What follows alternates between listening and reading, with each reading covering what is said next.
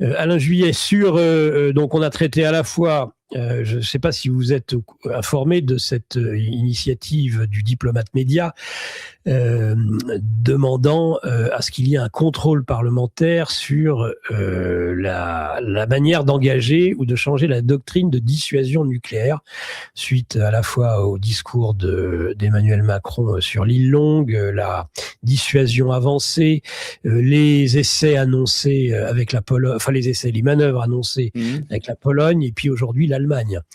Quelle est votre analyse de cette évolution, si évolution il y a, de la dissuasion nucléaire française aujourd'hui ? Je crois que la dissuasion nucléaire, si on revient alors au départ, si on revient à la position gaullienne, de Gaulle, de Pompidou, mais également des militaires, du général Gallois et du Gallois, c'est les deux qui avaient, et de tous ceux qui ont travaillé sur le concept de dissuasion nucléaire à la française.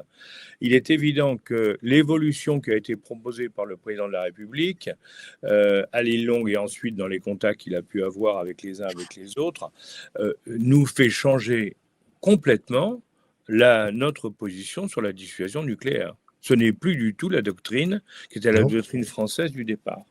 Donc, on peut se poser la question de savoir pourquoi en France.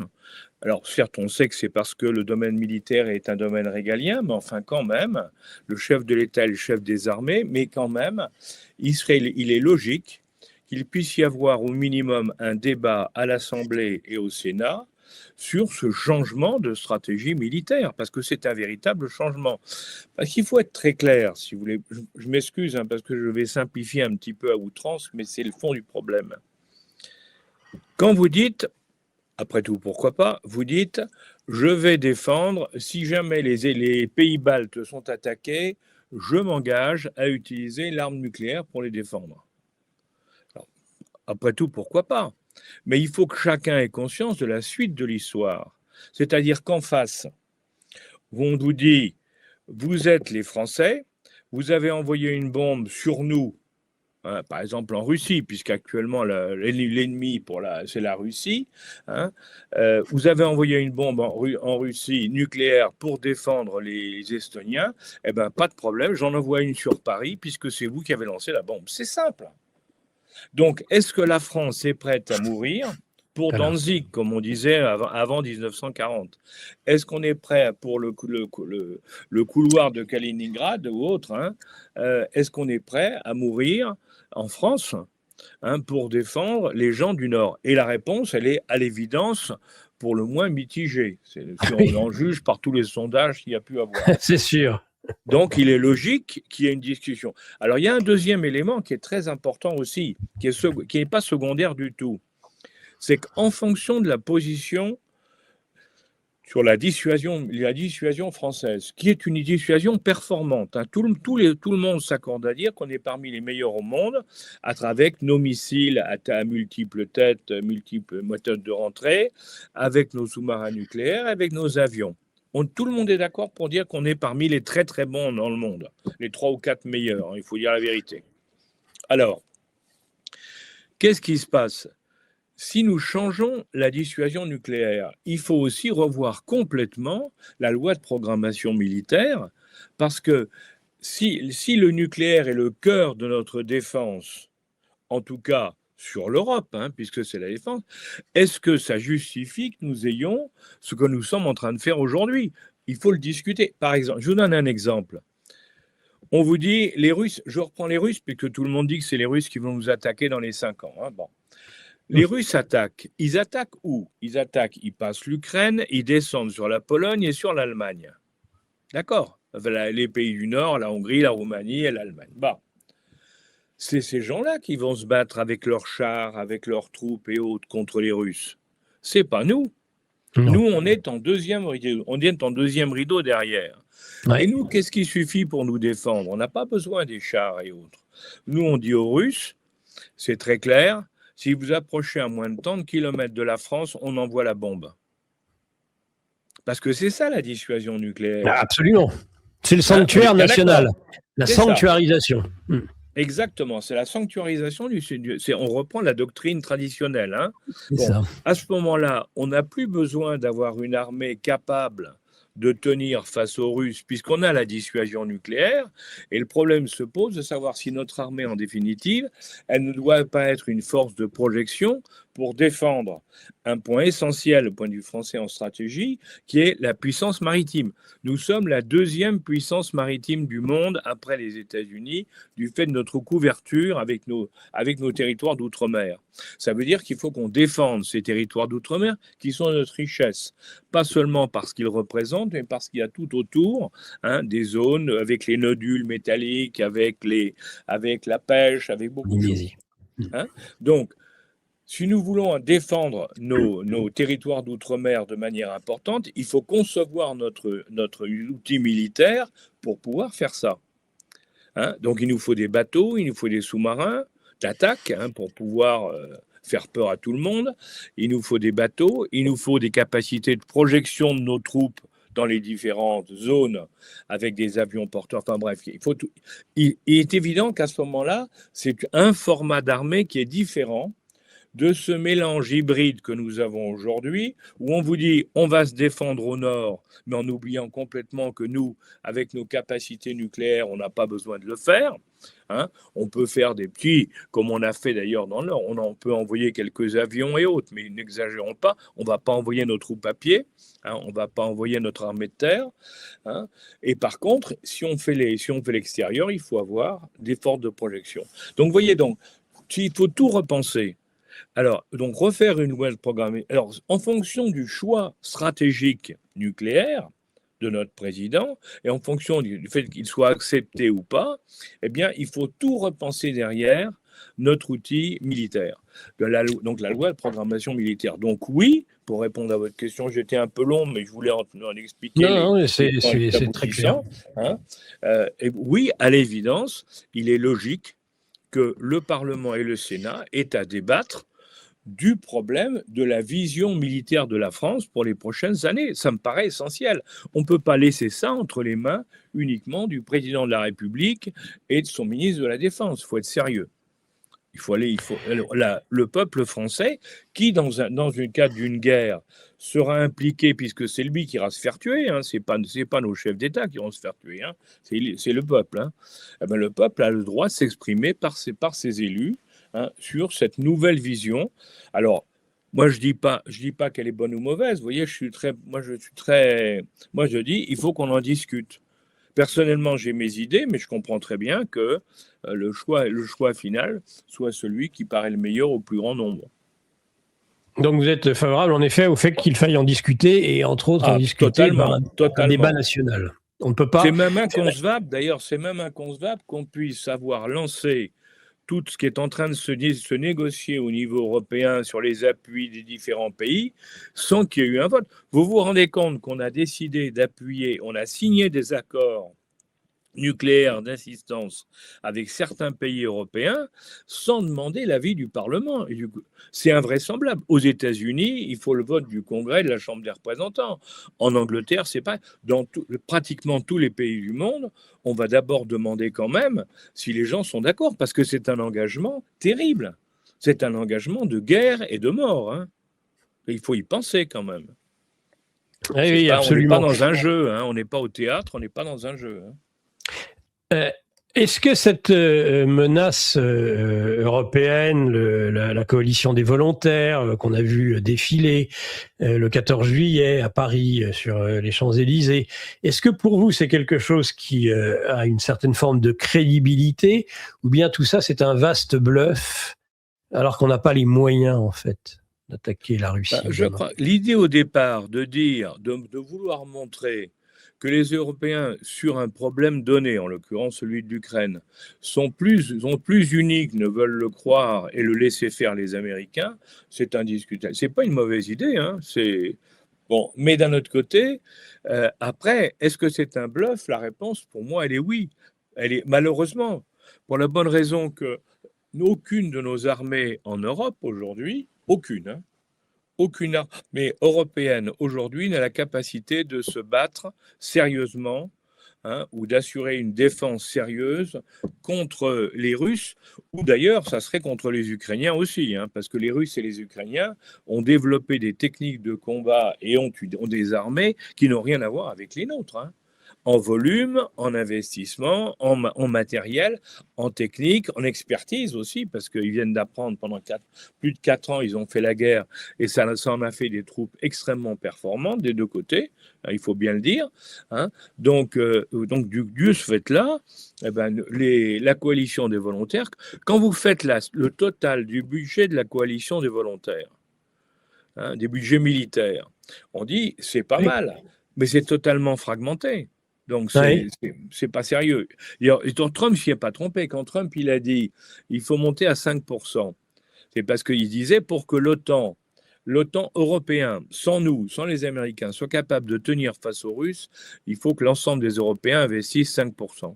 Aujourd'hui, les Français, nous qui sommes la tête des volontaires, on est à un peu plus de 2%. Donc, il faut être sérieux. Alors, on vous dit on va investir dans le futur. D'accord, on va investir dans le futur avec quel argent?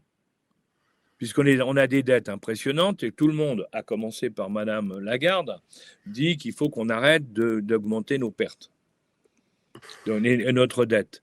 Donc, si vous voulez, même si je crois qu'il y a une volonté réelle de tout le monde de dire oui, effectivement, il faut qu'on soit capable de remplacer les Américains. Alors déjà, on dit on va monter à 3%. Mais en 3%, c'est pas 5%. Non. Si vous voulez, c'est comme une voiture. Quand vous achetez une Clio ou une R5, la R5 électrique, là, c'est pas la même chose que d'acheter une Mercedes ou une 5008. C'est pas la même voiture. Il faut rester. Alors en face de gens qui eux ont des moyens plus importants, il faut être sérieux. Et on revient à ce que je vous disais tout à l'heure, d'ailleurs, c'est à savoir que la force de la France, en dépit de tout ce que je viens de vous dire, la seule force, mais elle est essentielle, c'est que nous avons notre force nucléaire et la nôtre marche. Ce qui n'est pas le cas des Anglais qui ont leurs sous-marins qui sont toujours en réparation et ainsi de suite.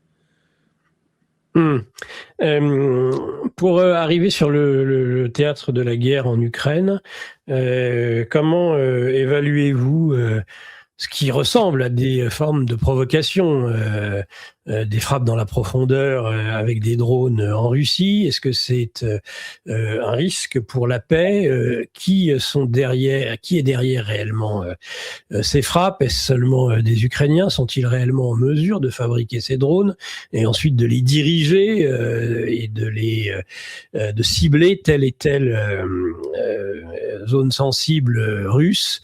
Ou bien est-ce que derrière l'Ukraine, il y a non seulement l'OTAN, mais même la CIA, et dont il se dit que la CIA aurait, depuis quelque temps, encore plus d'influence sur le théâtre des opérations en Ukraine? Je ne sais pas ce que vous en pensez.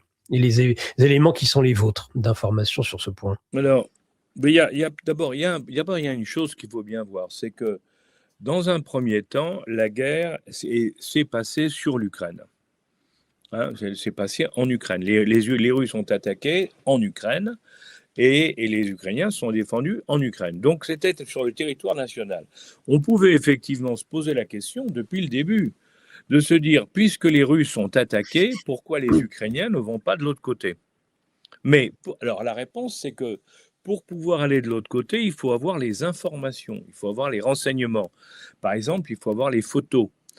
Quand on veut s'y tirer sur un site, quel qu'il soit, Oui. Avec des missiles, des drones ou autres, il faut avoir des photos du site, au dernier moment, bien sûr, en permanence, des photos au jour le jour, pour savoir ce qu'on peut taper, comment le taper et où taper. Donc, indiscutablement, à un certain moment, les Ukrainiens ont commencé à avoir les photos par qui? Bien sûr, par l'OTAN, les satellites de l'OTAN et par les satellites américains, c'est évident. C'est eux, de même qu'on est quasiment certain de même que si vous avez les Russes, ils ont des satellites en l'air qui photographient tout ce qui se passe de l'autre côté. Et on a les Chinois qui maintenant vendent, d'ailleurs avec Mizar, la société Mizar, ils vendent des photos à titre commercial, ils vendent des photos du champ de bataille. Donc vous voyez, tout le monde, il y a du renseignement. Mais alors, Est-ce que c'est la CIA? Oui, oui et non. Bien sûr que la CIA aide, mais on sait très bien que les Anglais ont un rôle très important. Pour moi, les Anglais sont ceux qui ont le rôle le plus important en Ukraine, hein, pour tout ce qui concerne les coups de commando, c'est-à-dire les opérations particulières, si vous voulez. Parce que ils ont mis ils ont formé les Ukrainiens aux opérations spéciales, hein, et indiscutablement, ils ont inspiré beaucoup de choses.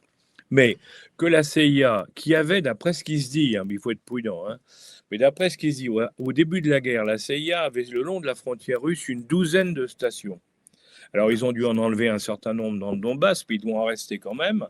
Bien sûr que la CIA aide, hein, parce que c'est pas parce que le gouvernement américain de Trump a dit on se retire que les services de renseignement, eux, ne travaillent pas, Ah, évidemment. voilà. C'est toujours la même chose, hein. Ils continuent, alors de manière discrète, bien entendu. Il ne s'agit pas de montrer, de dire ce qu'ils sont, ce qu'ils font, mais ils aident. Donc là, indiscutablement, la guerre a changé parce que à partir du moment où il y avait les bons renseignements sur ce qu'il y a en Russie, et d'un autre côté que les drones, les Ukrainiens ont maîtrisé suffisamment les techniques de drones, et Dieu sait s'ils sont devenus bons là-dedans, hein, il faut reconnaître, hein, eh bien, avec ces drones, ils sont aujourd'hui capables de porter effectivement la guerre en Russie. Ça, c'est un coup que Poutine n'avait absolument pas prévu, visiblement, et qui lui pose un très gros problème au niveau intérieur. Ça, il ne faut pas se cacher. Le D'accord. fait qu'il y ait des bombes qui tombent ou des explosions dans les raffineries et autres, ça ne plaît pas aux Russes qui voyaient la guerre en Ukraine comme un moyen de reconquête de la Crimée, du Donbass, enfin des territoires considérés comme russes, mais qui n'avaient jamais envisagé que la guerre pouvait venir chez eux. Donc, si vous voulez, le fait que la guerre maintenant soit également chez eux, même si ce sont des coups de commando, c'est pas la guerre proprement dite, hein, il n'y a pas des troupes qui rentrent et autres, hein, c'est une bombe de temps en temps sur une raffinerie, mais ça suffit à créer un climat qui ennuie évidemment Poutine, qui gêne Poutine, et qui est un élément pour le pousser à la négociation. C'est pas, à mon avis, c'est bien joué. De ce côté-là, c'est bien joué. Est-ce que ça peut provoquer alors une guerre complémentaire ou plus Ah, grande? Alors là, c'est un autre problème. Et je vais vous montrer un exemple. ouais. D'après ce qui se dit, je suis toujours prudent parce que vous savez, d'après ce qui se dit, quand les drones ukrainiens ont tapé Saint-Pétersbourg il y a quelques semaines, quelques jours, hein, quand ils ont tapé Saint-Pétersbourg, ils ne pouvaient pas être envoyés depuis l'Ukraine parce que c'était trop loin. Donc, ils auraient été envoyés depuis les pays baltes, Ouais. hein, depuis les pays baltes, les pilotes, si vous voulez, des drones ukrainiens seraient allés dans les pays baltes et auraient envoyé leurs engins depuis les pays baltes, parce que c'est beaucoup plus court par rapport à Saint-Pétersbourg. Bien sûr. Alors, si c'est vrai, Oui. c'est très grave. Ah oui, c'est de la Oui, c'est co-belligérance, très là, hein. grave, parce que là, c'est de la co-belligérance, si vous voulez. Ah, C'est-à-dire que ces pays-là auraient accepté d'être co-belligérants, puisqu'ils utilisent des armes, on envoie des armes de mort, de destruction, depuis chez eux. Ça légitimerait du côté russe une réplique. Mais imaginez que des missiles russes tombent sur un pays balte parce qu'il a laissé partir des drones vers Saint-Pétersbourg. Les pays baltes font partie de l'OTAN. Nous devons soutenir les pays de l'OTAN. C'est insister quelque chose qui peut entraîner une guerre générale en Europe. Donc c'est extrêmement grave, si vous voulez. Et j'espère que les pays autour, alors les Polonais, c'est sûr qu'ils ont compris. Hein, ça, ils ont bien compris, les Roumains, les Polonais, ils ont bien compris. Mais par contre, les pays baltes qui sont très guerriers, hein, si vous avez oui. pu voir, il y a qu'à voir Madame Callas, hein, c'est le moins qu'on puisse dire, c'est qu'elle est très, elle voudrait la guerre européenne pratiquement. Hein. Bon, c'est clair, hein, elle fait des déclarations très dures. Bon, si jamais ces gens-là s'amusent à ça, on ne sait pas à quel moment et quelles peuvent être les réactions de Poutine. Est-ce qu'il restera suffisamment calme pour comprendre qu'il ne faut pas s'amuser à ça, ou est-ce qu'à un moment donné, il dira ça suffit? Et alors justement, ça suffit, ça pourrait se traduire comment? Quel pourrait être Ça peut être d'une part des menaces aux Européens. Mais alors vous imaginez, si un pays comme la Russie dit aux Européens, si vous n'arrêtez pas d'envoyer des drones depuis les pays baltes, je serai obligé de tirer. Hein, et tirer quoi? Tirer un missile balistique, tirer une charge nucléaire, tirer quoi? Oui. On sait, parce qu'il y a eu en Russie, il y a eu des bruits là-dessus, il y a eu des déclarations, alors évidemment de faucons, hein, de gens qui veulent faire la guerre plus loin, Raganov et autres. Oui. Exactement, et qui ont dit à Poutine, mais pourquoi on n'envoie pas une bombe nucléaire tactique? La bombe nucléaire tactique, vous savez, c'est pas celle d'Hiroshima, c'est un petit truc, mais un petit truc qui va quand même tout vous détruire sur un rayon de 15 ou 20 km². Même un peu plus. Et avec le problème des vents qui ensuite peuvent emmener la radioactivité ailleurs. Hein. Bon, donc c'est très grave, si vous voulez. Ben alors les Américains ont réintroduit les bombes nucléaires. Tout le monde les avait supprimées. Hein. Nous, en particulier les Français, on avait des bombes comme ça. Hein. À l'époque, ça a été supprimé quand on s'est rendu compte que on les utiliserait à 500, 700, 800 km de la France et en Allemagne, et donc on allait vitrifier l'Allemagne. Alors les Allemands, ils ont dit, on n'est pas d'accord, et on leur a dit, c'est vrai, vous avez raison. Donc on a arrêté. Mais là, récemment, les Américains ont remis de nouveau les bombes nucléaires tactiques dans leur arsenal, et du coup, bien sûr, les Russes ont dit, nous aussi. Donc là, il faut faire attention, parce que personnellement, je pense que Poutine est suffisamment intelligent, si vous voulez, pour ne pas tomber dans ce genre de piège. Que lui poussent certains, hein, parce que nous, chez nous aussi, il y a des guerriers, des gens qui voudraient la guerre. Hein. Oui. C'est clair, il y a des gens qui rêvent, on le voit bien dans les déclarations, il y a des gens qui rêvent aujourd'hui de faire la guerre à la Russie. Hein. Mais parce que c'est le vieux rêve des néoconservateurs, hein, de Brzezinski depuis 92, hein, donc c'est pas d'aujourd'hui, hein, et qui a été en Europe. Vous l'avez rappelé tout à l'heure, il y a des gens en Europe qui sont des soutiens inconditionnels de cette politique, hein, et qui voudraient bien qu'elle se réalise. Oui, et alors, qu'est-ce qu'il en est? Et sinon, il y a en effet ces drones, et puis il y a les provocations perpétuelles. Alors, j'en vois de deux ordres, d'ailleurs, aux deux extrémités. À la fois en mer Baltique, on se demande en effet jusqu'où certaines provocations pourraient aller, ou à l'inverse, parce que ça fait partie de la doctrine nucléaire, la nouvelle doctrine nucléaire russe de 2024, le risque de voir couper la Crimée du reste, finalement, de l'emprise russe, qui aurait comme conséquence eh bien peut-être un engagement militaire nucléaire, là, pour le coup, russe. Est-ce que tout ça, quand même, toutes ces provocations mises bout à bout, ne fait pas craindre que ça pourrait quand même mal se terminer, qu'on est minuit. Certains disent il est minuit moins une, et d'autres disent non, on est encore loin d'un dénouement funeste. Bon, je crois qu'il faut être prudent, si vous voulez. Ce que je crois, c'est que, vous savez, toutes les attaques contre les bateaux de la flotte fantôme, ils en cassent de temps en temps un, les attaques contre le territoire russe, contre la Crimée et autres, tout ça, ce sont, je dirais, des petits coups. Ce n'est pas vital, si vous voulez. Hein, mais ça gêne et ça exaspère, et puis ça perturbe, hein, évidemment, la Russie. Mais il faut regarder de l'autre côté, parce que plus personne en parle aujourd'hui, évidemment. Hein, on ne parle que des attaques ukrainiennes, hein, et on ne parle pas de ce qui se passe de l'autre côté. De l'autre côté, les Russes, ils avancent très lentement, mais ils avancent. Oui. Hein, Konstantinovka, oui, c'est clair. Elle est bien tombée. Hein, ils peuvent, les Ukrainiens, et c'est normal, les Ukrainiens vous disent pas du tout, c'est pas tombé, parce qu'il y a encore quelques poches de résistance dans la ville.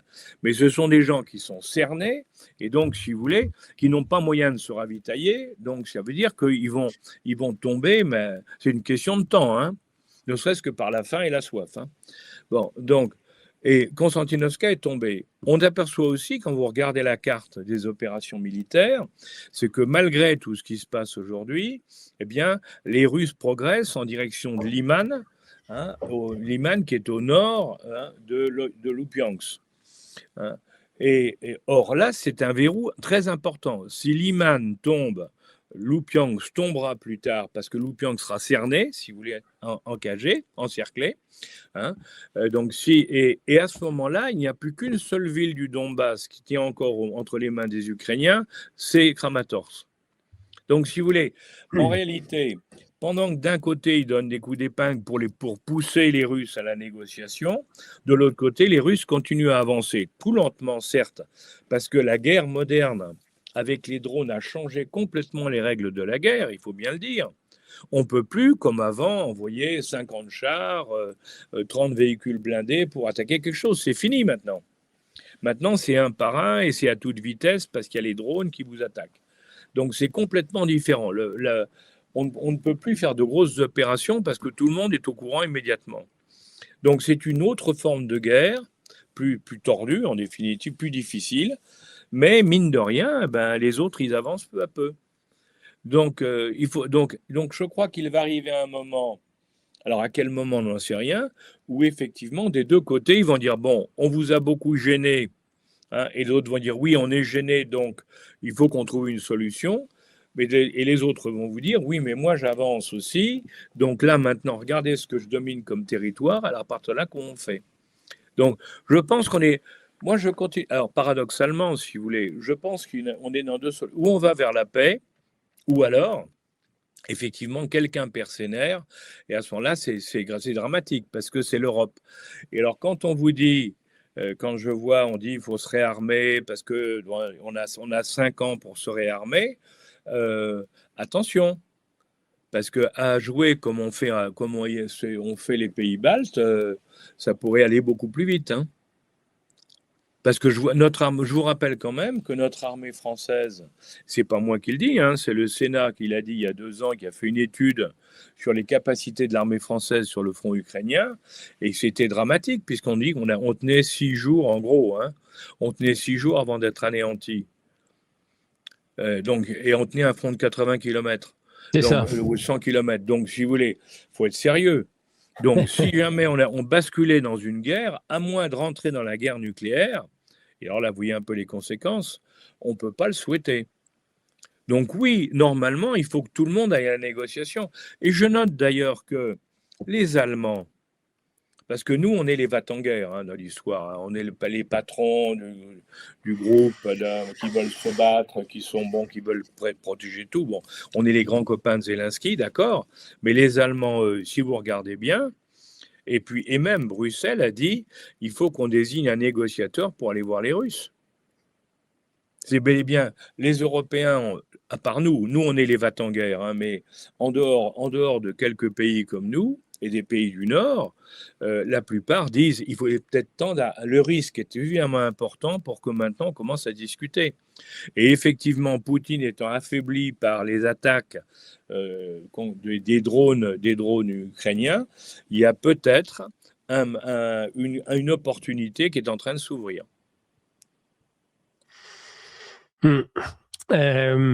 Alors, peut-être le moment de changer de théâtre des opérations, d'aller vers le Moyen-Orient, Alain Juillet. Moyen-Orient, je pose un petit peu la même question que j'avais posée à Roland Lombardi avant vous, c'est-à-dire on a l'impression d'un Trump qui est dans un bourbier, s'est piégé lui-même. Beaucoup de spécialistes pensaient d'experts pensaient qu'il ne commettrait pas cette erreur en février 2026 d'attaquer l'Iran avec Israël. Et bien finalement, on en est toujours dans les conséquences. Il y a eu une paix des plus précaires et puis le retour aux frappes actuellement. Quelle est votre analyse globale déjà de cette situation ? Moi, je pense, dans les deux cas de figure, celui dont tu viens de parler et dans celui-là, on est dans une impasse. Oui. Et on est dans une impasse des deux côtés. Poutine voit bien qu'il arrivera, hein, si ça continue, à prendre le Donbass, pas Kramatorsk, en dehors de Kramatorsk, il faudrait vraiment beaucoup de temps. Il peut arriver à progresser encore, mais pas beaucoup. Et il a des contreparties très pénibles chez lui. Et d'un autre côté, Zelensky, lui, a des problèmes de plus en plus graves à l'intérieur. Vous avez vu ce qui s'est passé quand il a viré son ministre parce qu'il était trop honnête. Son ministre de la Défense, et vous avez vu ce qui s'est passé. Les manifestations, on ne s'en rend pas compte, on l'a étouffé un peu en France, hein, mais les manifestations en Ukraine en disant ça suffit, on en a marre de tous les corrompus, ça commence à bien faire. Tout le monde le sait, si vous voulez. N'oublions pas que les Américains ont arrêté d'envoyer de l'armement, hein, aux Ukrainiens parce qu'ils considéraient qu'une grande partie était détournée, hein, par la corruption. Donc, si vous voulez, on a une impasse au nord. Mais et là aussi, dans le sud, on a une impasse. On a une impasse parce que Trump, et là, c'est évident, il n'aurait jamais dû faire cette attaque. Il n'aurait jamais dû se laisser convaincre le 11 février par Netanyahou, hein, pour attaquer l'Iran. Jamais il n'aurait dû faire ça. Seulement Trump, c'est un velléitaire, il lance des coups. Là, on sait que cette fois-là, tous les militaires américains lui avaient dit ne le faites pas. On sait maintenant, hein, le chef d'état-major, tout le monde lui a dit, Monsieur le Président, il ne faut pas le faire. Il a dit, si, je veux, parce que mon copain Netanyahou a dit que, voilà. Bon, et puis on a vu le résultat.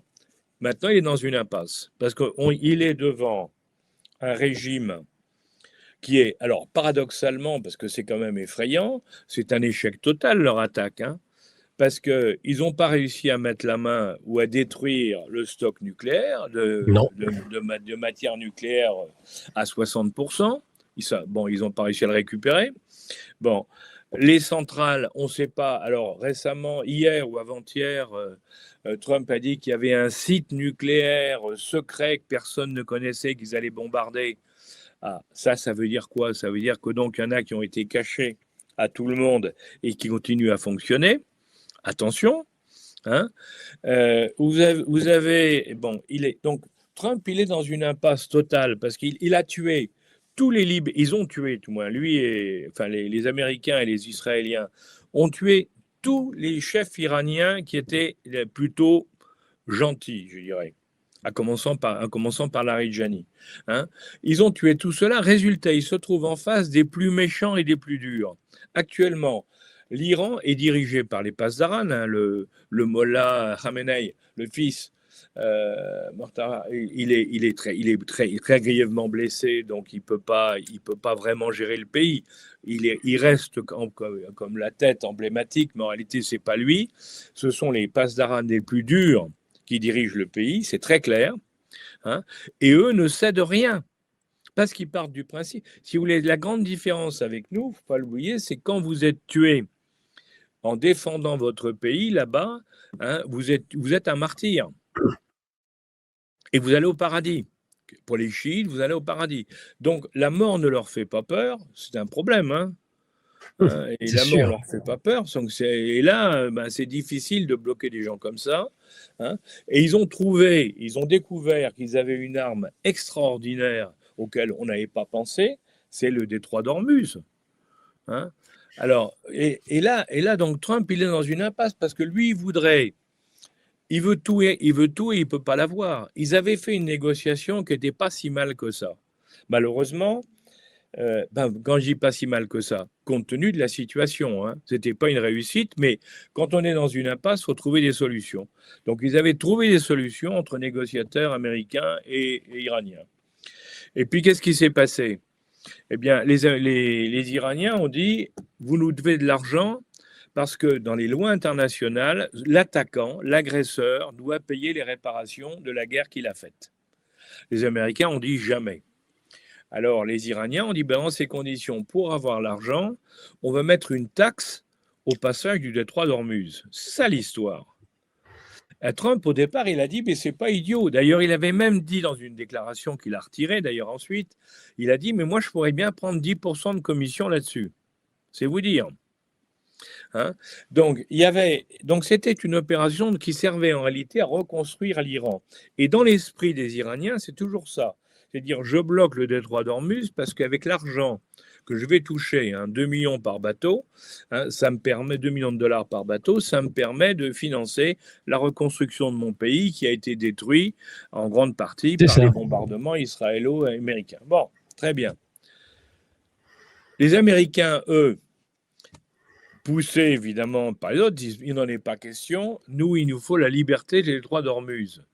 Mais le problème, c'est que la liberté sur les détroits d'Ormuz, comment on fait? Parce qu'ils ne peuvent pas la garantir. Parce que la preuve, c'est que les bateaux qui passent, vous avez vu, les bateaux qui passent par la route d'Oman, car la route sud, si vous voulez, qui passe pas près des côtes iraniennes, eh ben, il y a encore avant-hier ou hier, il y a encore 2 bateaux qui ont été touchés par les Iraniens. On retombe exactement sur la même histoire, entre parenthèses, que la flotte fantôme du Nord. Hein. Les bateaux de pétrole russe ou de gaz russe se déplacent et les drones iraniens viennent leur tirer dessus. C'est exactement la même chose. On est dans une impasse totale. Alors, la seule chose que je note, moi, qui est nouvelle dans les 2 derniers jours, hein, parce que pour moi, si vous voulez, comme on est dans une impasse et qu'on est parti pour une négociation, parce que tout le monde dans le coin veut qu'il y ait une négociation, par contre. Hein. Les Émirats en ont marre de prendre des bombes sur la figure, hein, le Bahreïn aussi, les Saoudiens et tout le monde. Donc, aujourd'hui, tout le monde veut la paix, hein, mais le problème, c'est comment y arriver. Alors, les Américains disent, en bombardant, je vais y arriver. À quoi les spécialistes, les militaires américains répondent au président, ça ne marchera pas. On a encore eu la confirmation hier. Hein. Les militaires américains disent, ça ne servira à rien. Et du côté des Iraniens, alors ils ont la population en a marre, faut pas se leurrer. Hein, même si la population est, je dirais, est très nationaliste. Hein, les Iraniens sont très nationalistes, donc ils sont soudés autour de leur chef, hein, autour de leurs dirigeants dans cette affaire-là. Mais malgré tout, ils commencent à en avoir assez parce que ça devient dur quand même, hein, à tout point de vue. Hein, la vie est plus difficile et tout, donc ils en ont assez. Alors, c'est bien de tenir tête au plus gros, mais on aimerait bien trouver une solution. D'autant plus qu'ils avaient eu l'espoir de la solution avec l'accord américano-iranien. Alors aujourd'hui, eh bien, il y a un phénomène nouveau qui semble indiquer qu'en Iran, c'est plus difficile que prévu de tenir tout le monde, c'est le coup des Houthis. Hein. Oui. La réactivation des Houthis pour bloquer le canal de Suez, hein, le canal de la mer Rouge et le canal de Suez, ça c'est quand même très important parce que ça veut dire que ça va de nouveau, on bloque tout le coin. Oui. Eh oui, parce que là c'est plus uniquement le golfe Persique par Détroit d'Ormuz, c'est de l'autre côté aussi, c'est Bab el-Mandeb, c'est l'entrée vers la mer Rouge, hein, pour aller vers le canal de Suez. Donc ça oblige tout le monde à ce moment-là, à passer par le sud, c'est-à-dire la route de transport des pétroles et autres, maintenant, va passer par le cap de Bonne-Espérance. Ça multiplie les prix, hein, le prix et les délais. Donc, si vous voulez, alors pourquoi ils lancent ça? Les Houthis, on sait qu'ils dépendent des Iraniens. Pourquoi les Iraniens ont lancé ça? C'est, je pense, parce qu'ils doivent avoir des problèmes. Ils n'arrivent pas en interne à obtenir tout ce qu'ils voudraient, et donc ils se disent, on va se faire aider par nos proxys à l'extérieur. Donc ça, c'est un phénomène, on va voir la réaction américaine. Je pense qu'ils vont faire des bombardements des Houthis, comme ils font toujours, mais que ça n'empêchera pas que ça va continuer. Donc, il faut qu'on arrive à ce qu'ils se mettent autour d'une table de nouveau. C'est clair. Mais dans les 2 cas, hein, c'est ce que je vous dis. Pour moi, on est dans une impasse totale. Dans les 2 cas, il n'y a qu'une seule solution, c'est les mettre autour d'une table. Et pour qu'ils s'y mettent, il faut les grands frères, comme on dit, hein, que ce soit les Chinois, les Américains, qui se mettent avec eux et qui disent maintenant, ça suffit, on va trouver une solution et nous serons les garants de la solution. Ça, Chinois-Américains, c'est pour l'Europe de l'Est, mais au Moyen-Orient, les Américains sont partie prenante. Oui, mais les Chinois sont très, très liés avec l'Iran. Hein. Oui. Vous pouvez pas. L'Iran, le pays économiquement le plus lié à l'Iran, c'est la Chine. Hein. Donc pour le moment, ils sont restés très calmes, hein, mais parce que tout ce qui se passe leur déplaît pas, bien sûr. Hein, ça leur permet de dire, vous voyez, les Américains sont des agresseurs épouvantables, les Occidentaux sont épouvantables, alors que nous, on est gentils. Donc actuellement, au niveau international, quand on regarde la guerre en Ukraine et la guerre en Iran, qui est le grand vainqueur? Il faut bien le dire, hein, c'est les Chinois. Hein. Oui. Si vous regardez au niveau international les réactions, non pas des alliés occidentaux, hein, mais du reste du monde, les Chinois sont en train de cartonner partout. Hein. C'est impressionnant. C'est d'ailleurs que ça pose un vrai problème. Hein. Ah bah, est-ce qu'ils vont pas mettre, alors, soit ils vont mettre d'accord tout le monde, en effet, en prenant de plus en plus d'emprise, ou bien est-ce que les autres vont réaliser cela et se dire il faut arrêter les bêtises avant qu'il ne soit trop tard par rapport à la Chine. Ben, c'est ce qu'il faudrait. Enfin, personnellement, je pense que c'est dans cette deuxième solution qu'il faudrait faire. C'est-à-dire qu'il faudrait quand même à un moment dire ça suffit. On sait que, regardez, on parle du Moyen-Orient, mais on sait que les Iraniens, bon, ben, on sait très bien les limites. On doit pouvoir trouver une solution, y compris sur Hormuz. Y compris sur Hormuz, on doit pas. Ben, ils ont compris que Hormuz était un formidable outil entre leurs mains, mais on doit pouvoir trouver une solution. Parce que les Iraniens, certes, ils sont anti-américains, tout ce que vous voulez, hein, et ils sont anti-israéliens, mais si vous leur proposez d'ouvrir les frontières de leur pays et qu'ils puissent redevenir une puissance Ah, mais économique, oui, c'est eh évident. ben, autant vous dire que ça va les intéresser quand même, parce que derrière, tout le monde sait que si on ouvre les frontières de l'Iran, l'Iran devient la première puissance, et en 10 ans, hein, ça sera la première puissance économique du Moyen-Orient. Tout le monde le sait. Et pourquoi est-ce qu'on ne le fait pas? Parce que ce que vous dites est frappé au coin du bon sens. En effet, on devrait permettre à l'Iran de cesser ces années et ces années de blocus, d'empêchement du développement. Et vis-à-vis de la Russie, c'est pareil. Le commerce, les échanges devraient être la priorité. Russie, nous sommes les grands perdants, hein, les Européens, les Français d'ailleurs. On était les grands perdants de l'histoire. Hein. Qui a intérêt à la guerre? Qui a intérêt à ce que les solutions... on a l'impression que vous dites le grand vainqueur, c'est la Chine. Et pourtant, c'est pas la Chine qui influence aujourd'hui, je pense, les positions des uns et des autres. C'est sûr que la Chine, la Chine, elle joue le peuple de paix. Hein. Elle le dit. Elle dit moi, je fais la paix, je suis pour la mondialisation, pour la paix, tout le monde s'entend, on fait du commerce, on est heureux. Elle gagne sur tous les tableaux. Hein. Oui. Mais c'est vrai qu'il y a dans nos pays des vats en guerre, il n'y a pas d'autre terme. Hein. En général, je note d'ailleurs que ceux qui sont les vats en guerre sont ceux qui n'ont jamais fait la guerre, d'ailleurs. Ça, c'est ce qui me frappe, moi. Hein. Oui, aux États-Unis, l'armée américaine est très réservée, hein, et dans les deux cas de figure. Hein, regardez, et en France aussi, on ne peut pas dire que l'armée française, elle est enthousiaste à ses idées de guerre. En réalité, la guerre, c'est ceux qui ne l'ont jamais faite et qui ne la feront jamais d'ailleurs. Hein, et c'est ceux-là qui sont les plus guerriers, parce qu'ils ne savent pas ce que c'est.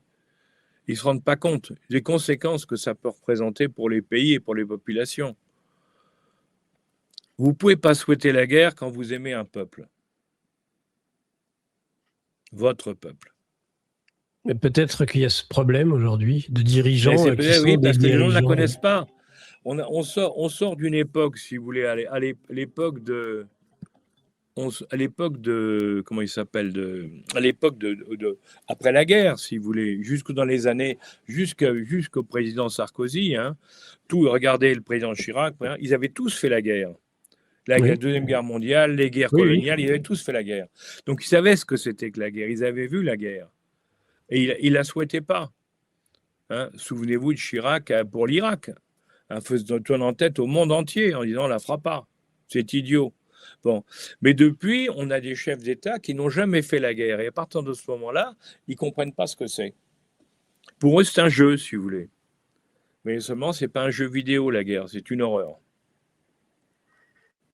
C'est évident, mais il devrait normalement être instruit au moins par les résultats. Justement, Régis Le Sommier disait tout à l'heure qu'il espérait ne pas revoir ce qui a pu se passer, par exemple, avec la guerre en Irak, 1 million de morts, et qu'il aimerait que ce genre de choses-là. Oui, mais c'est ça.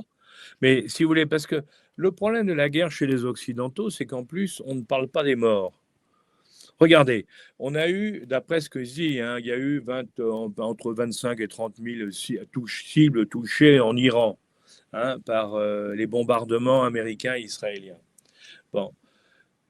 Combien de morts civiles?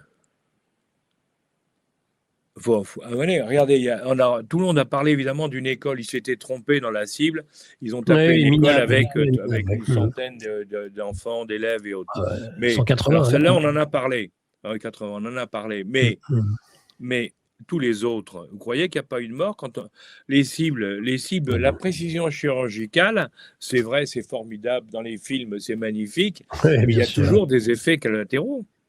Il y a toujours des malheureux qui sont à côté. Mais Trump semble l'avoir même dit. Bon, il parle énormément, il dit un peu tout et son contraire, mais il l'a dit, semble-t-il, à un moment donné, lorsqu'il était un peu fâché avec les Israéliens sur la guerre au Liban, en disant ça commence à bien faire pour tuer Mais il ou a raison. éliminer Il a un raison. membre du Hezbollah, on détruit l'immeuble. Bon. Mais oui, mais on est exactement. Mais il a raison. Oui, ah oui, il a Mais raison. là, quand Netanyahou ou l'armée, d'ailleurs, l'armée israélienne vous dit, moi, les terroristes, c'est prioritaire. Moi, l'important, c'est tuer le terroriste. Donc, il est dans un immeuble, je tire l'immeuble, le terroriste est tué. Il y a 50 morts à côté, on s'en fout. C'est d'accord, c'est un point de vue. Mais dans un pays comme la France, où on a quand même quelques valeurs humanistes, enfin, je crois. Hein, depuis le siècle des Lumières et puis de tout ce qu'on a fait après, on peut difficilement être d'accord avec ce point de vue. Ou alors c'est qu'on a abandonné toutes nos valeurs. Hein. La fin ne justifie pas tout. C'est ça, si vous voulez. Je crois que c'est ça qui est important. Et il y a une forme parce que si la fin justifie tout, on tombe très vite dans le nihilisme. Mais oui, exactement. On détruit tout à ce moment-là. Et puis, si vous voulez, à la fin, c'est dans tous les domaines. Hein. Si les valeurs, la République, c'est construit sur des valeurs. Il faut défendre ces valeurs. Si on les oublie, bah, tout est possible, hein, tout est permis. Mais à ce moment-là, c'est comme on voit dans les westerns, à la loi à l'ouest du Pécos. Hein, c'est à midi, le duel au Colt dans la grande rue. C'est quand même pas la bonne solution. Oui, on est en tout cas cette impasse que vous analysez à très juste titre.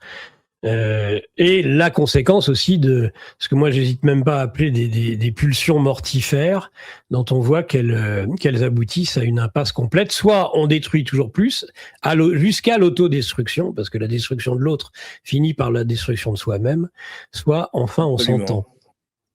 Ah, mais je suis d'accord avec vous. Moi, actuellement, on voit bien dans le monde, hein, il y a des pulsions mortifères de certains qui veulent continuer, qui pensent que par la force, on peut y arriver. Et les Américains, et ça c'est la vision américaine du monde, hein, elle a toujours été de dire j'impose par la force mes solutions. Voilà. Avant, il y en a eu d'autres, hein, mais là, c'est depuis 100 ans, c'est les Américains qui pratiquent ça. Bon, mais quand vous regardez la réalité, les Américains depuis 100 ans, ben, qu'est-ce qu'ils font? Ils perdent les guerres les unes après les autres. Hein. Ou ils n'y arrivent pas. Regardez le Vietnam, regardez l'Irak, regardez. À chaque fois, ils ne sont pas arrivés au bout. Donc, ils devraient se poser la question. Alors, les Américains, les militaires américains l'ont bien compris, mais ils sont très prudents. Mais ce qui est frappant, c'est de voir que les politiques, ben, il y en a un certain nombre. Biden était un va-t-en-guerre, il était prêt à faire la guerre générale. Bon, Trump, qui est un homme de paix au départ, qui n'est pas du tout un guerrier, il s'est embarqué en suivant son caractère, comme vous le disiez tout à l'heure, hein, il s'est embarqué dans des guerres qu'il ne peut pas gagner. Bon, c'est complètement fou, quoi. Et oui. il faut il faut que raison revienne. Et je constate que alors vous constaterez aussi d'ailleurs que dans cette affaire-là, l'ONU n'existe plus. Les organisations internationales qui étaient censées faire la paix, y compris avec le Conseil de sécurité, je vous rappelle, ben, tout ça, ça ne marche plus. L'ONU n'existe plus. Hein. Le Conseil de sécurité ne marche pas. Donc nos structures ne fonctionnent plus. Hein. Et au niveau européen, quand vous regardez les positions de Mme von der Leyen, bon, elle est, on peut dire, je crois, sans trahir quoi que ce soit, peut dire qu'elle outrepasse ou elle dépasse en permanence, hein, les limites de son pouvoir tel qu'il lui a été donné par les différents traités que nous avons votés. C'est clair. Alors, ça pose tout ça. On voit bien qu'il y a tout un ensemble qui dysfonctionne, et évidemment, bah, le résultat, Et et c'est pour ça aussi, je pense que Trump, il a quand même un élément qui doit le freiner ou qui va le faire réfléchir tôt ou tard, c'est les fameux midterms, vous savez. Ah Parce bah que, oui, ça arrive en parce que novembre. là, ça arrive, hein, Octobre ou ça novembre. arrive. Ouais. Novembre. Et là, l'homme qui avait dit je vais faire la paix partout, il faut avoir quand même qu'il explique pourquoi il y a la guerre partout. Hein. Donc je pense que ça l'encourage à négocier. Ça Quoi qu'il devrait. arrive, je pense que ça l'encourage à négocier. Mais Oui, on ça va voir. devrait. Ça devrait. Mais en effet, Mais vous savez, ce que l'on voit, c'est, vous l'avez dit là, il y a un moment, il y a un instant là, c'est que finalement l'ensemble des institutions qui héritaient de la Seconde Guerre mondiale, aujourd'hui sont entrées en crise profonde. Et oui, parce que nous sommes dans un autre monde. Si vous voulez, ce ouais, qu'on n'a pas voulu voir, c'est que ça fait 10 ans, on le sait depuis 10 ans, et on l'annonce, hein, on l'a vu. Il y a un bouleversement du monde qui est en train de se faire. Le monde n'est plus le monde d'avant. Toutes les institutions internationales ont été construites en 1945, après la guerre, et par les vainqueurs. Les vainqueurs, c'était quelques pays, dont les États-Unis, et l'Union l'Angleterre. soviétique. Voilà. Bon, aujourd'hui, ça ne correspond plus à rien.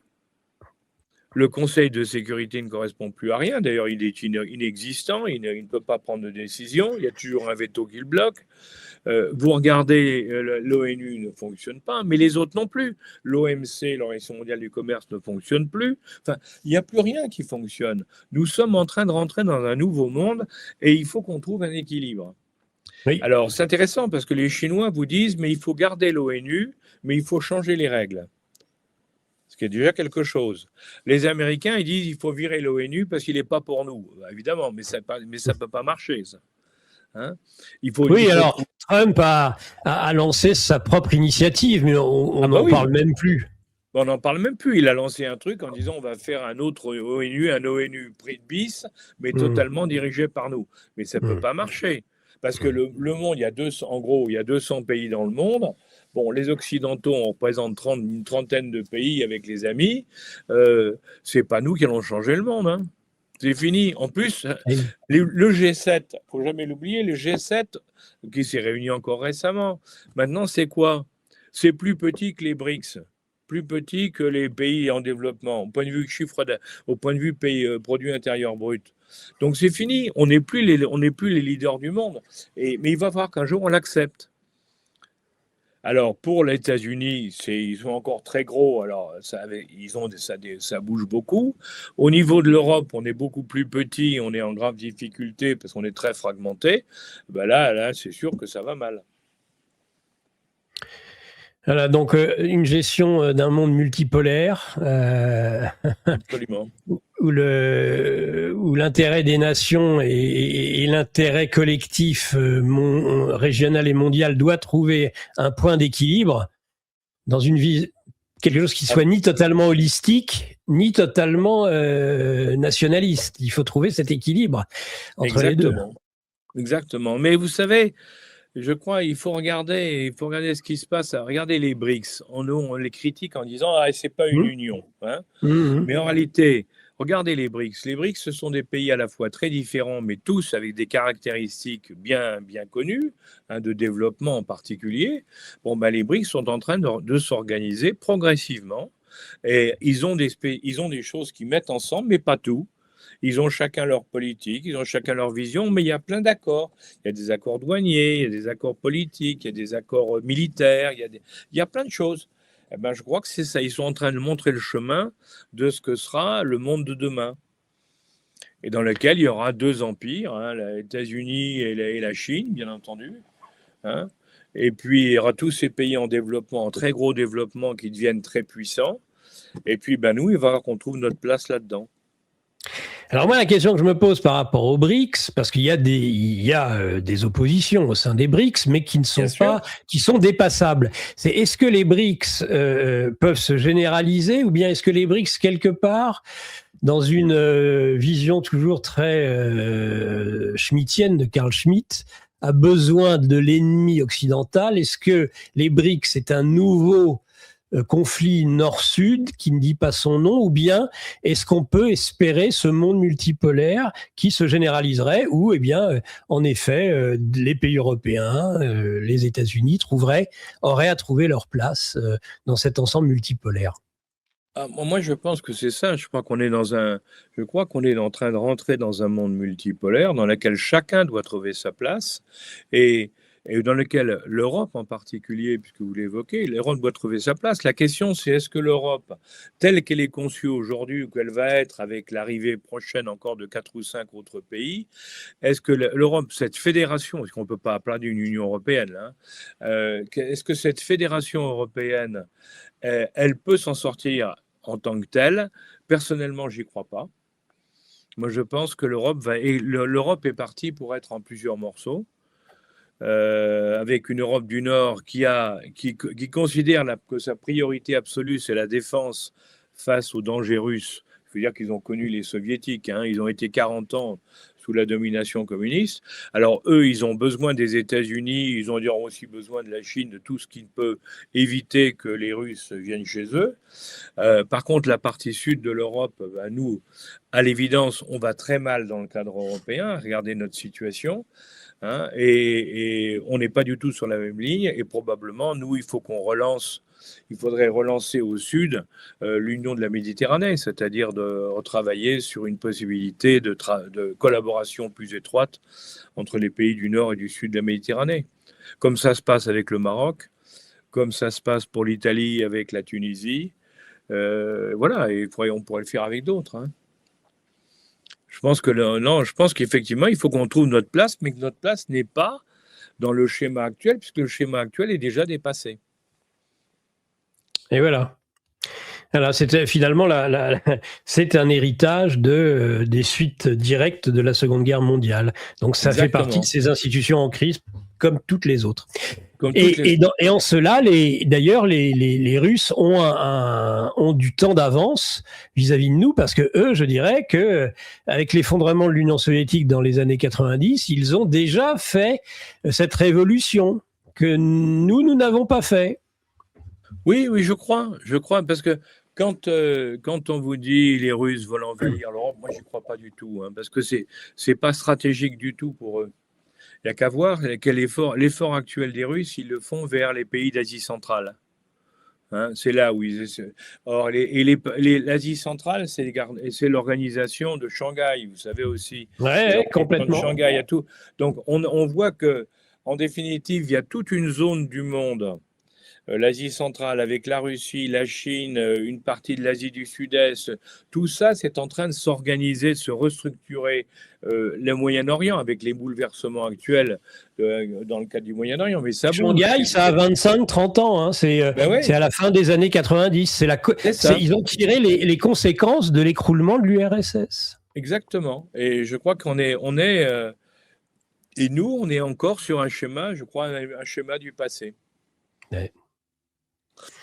Alors, est-ce que le passé va avoir raison de l'avenir, ou bien au contraire, est-ce qu'on peut imaginer que la vie, et donc le futur et le présent, eh bien l'emporteront? On peut conclure sur ce sujet, sur ce point, si vous voulez un mot de conclusion, Alain Juillet, justement.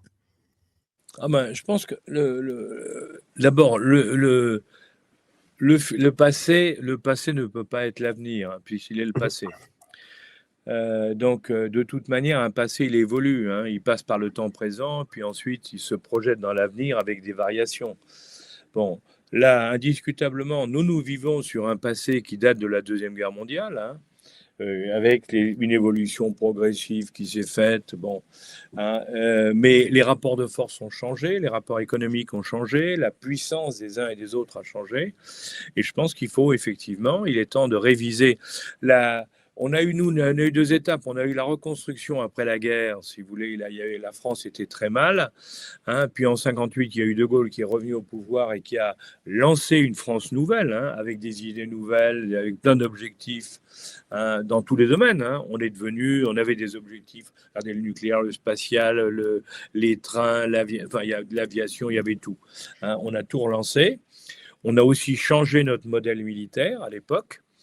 On a changé pour le réadapter par rapport à ce qu'on était avant. Bon, eh ben maintenant, on se retrouve à un nouveau changement, un grand changement, qui est un changement mondial, mais dans lequel chacun doit retrouver sa place. Et il faut qu'on repense tout. Tout à l'heure, je vous parlais de la défense, avec le problème de la défense de la puissance maritime française, qui, à mon avis, est totalement oublié aujourd'hui, malheureusement. Vous avez sur le plan économique, bon ben, l'Europe a saboté l'industrie automobile européenne. Bon, heureusement, on réussit à se maintenir sur le plan de l'aéronautique. Ben, voyons les domaines dans lesquels on a perdu la guerre du spatial par rapport aux Américains ou aux Chinois. Ben, il faut regarder les domaines dans lesquels on a encore des possibilités. Et puis il faut surinvestir là où on a des capacités. Et il ne faut pas gémir sur un passé certes glorieux, mais c'est un passé. La France a été une très grande puissance à plusieurs époques de sa vie. Sous Louis XIV, on était la première puissance du monde. Sous Napoléon, on était la première puissance européenne. Bon, c'est clair qu'aujourd'hui, on est une puissance moyenne. Bon, avec des qualités, avec son histoire et avec ses possibilités dans un certain nombre de domaines. Eh bien, jouons là-dessus, appuyons-nous sur nos points forts, et puis, et au lieu de gémir sur un passé révolu, essayons de construire un avenir qui nous apporte un développement pour notre pays et pour les gens qui y vivent.